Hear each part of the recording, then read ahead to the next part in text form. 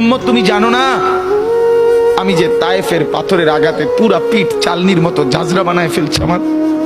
শোনো নাই তুমি? আমারে যে উহুদের ময়দানে দান দান শহীদ করে রক্তাক্ত করছে, তুমি শোনো নাই? আমি যে 14 দিন পেটে ক্ষুধার তাড়নায় পাথর বাঁধছিলাম, উম্মত তোমার মনে নাই? একবারও শোনো নাই আমার ক্ষুধার কষ্ট, আমার পিঠের ব্যথা, আমার দাঁতের ব্যথা, আমার কাঁধে 2টা কড়া ঢুকে গেছে উম্মত।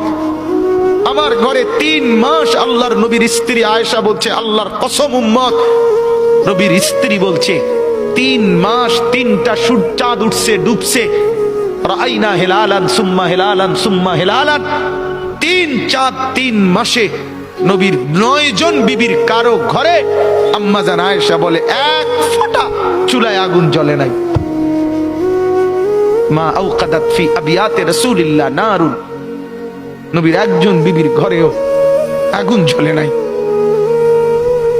আল্লাহ নবীর স্ত্রী আয়েশা একদিন বলছিল নবীকে পিঠে হাত বুলাইয়া, ইয়া রাসূলুল্লাহ, স্বামী আপনার পিঠ ছিদ্র ছিদ্র কেন?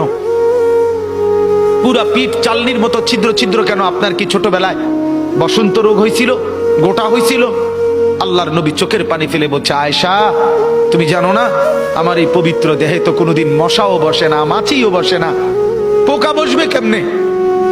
আমার পবিত্র দেহে তো হাঁটলে মেশকের গ্রান বের হয়, আমার পেশাব পায়খানাও তো কোনোদিন জমিনের উপরে 1 সেকেন্ড থাকে না, মাটি ফাঁক করে ভেতরে নিয়ে যায়, সেই আমার গায়ে গোটা হবে কেন? আয়েশা এগুলো আমার তায়েফের পাথরের আঘাতের রক্তের দাগ।